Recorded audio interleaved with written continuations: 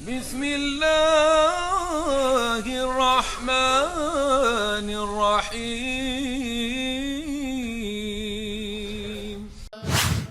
سبحان الله والحمد لله ولا إله إلا الله.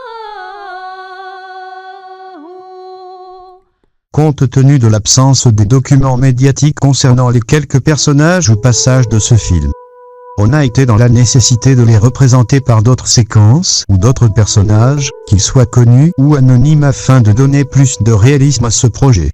Toute ressemblance est pure coïncidence. Au nom de Dieu, le clément, le miséricordieux. Que la prière et la paix soient sur son prophète, ses compagnons et les élus. Héritier de sa sagesse, témoin de la vérité. La femme, dans la vision de la loi musulmane et dans ses arrêts, est la sœur de l'homme. Sans distinction entre eux que par la constitution naturelle de sexe. La femme a des particularités inexistantes chez l'homme qui, lui aussi, en a d'autres et que l'on ne trouve pas chez la femme. Ils sont complémentaires entre eux. Le cheikh Khaled Ben Tounes a déclaré que la société ne marche pas avec un seul pied. Sans les deux pieds, l'un ne pouvant se passer de l'autre.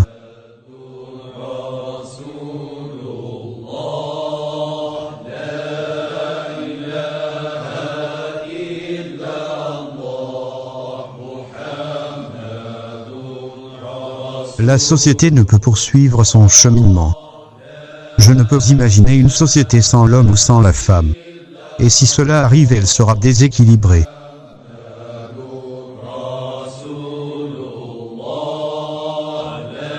La femme était, durant la période prophétique puis celle des compagnons et celle des pieux suivants, dans une meilleure situation que dans le monde musulman d'aujourd'hui. L'inertie dans l'activité intellectuelle et de la jurisprudence que connut la société musulmane à l'époque de la décadence permit l'apparition de plusieurs courants zériques rigides, et à leur tête des légistes portés à l'exagération qui émirent à l'encontre des femmes. Des fatwas que Dieu n'a jamais ordonnés, la mettant dans l'impossibilité de jouer entièrement son rôle après que toutes les portes se soient fermées devant elle. Le professeur Yahya Berka, dans une de ses recherches, est arrivé à la conclusion que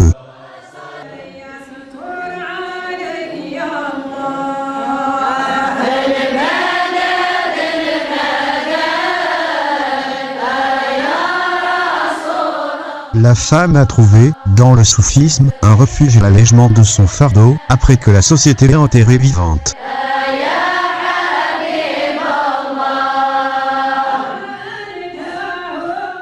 Elle se dirige vers les awayas et les tombeaux des saints, pour remplir le vide glacial dans lequel elle vit.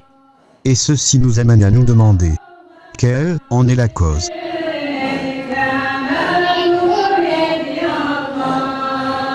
Est-elle rattachée à la période pré-islamique, ou à une situation qui change de pratique d'une époque à une autre?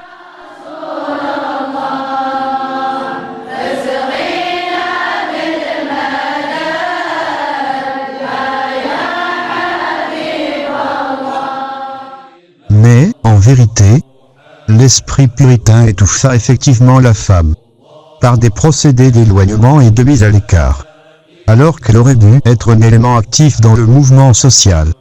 Et, à la même conclusion, sont arrivés les savants contemporains.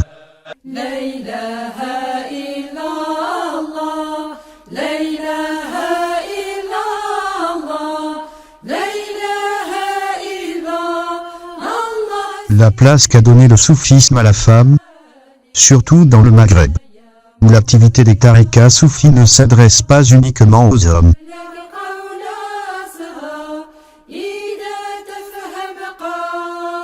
Nous fait montrer qu'elle occupe plusieurs fonctions telles que guide, orientatrice, éducatrice, dirigeante, chantre ou autre.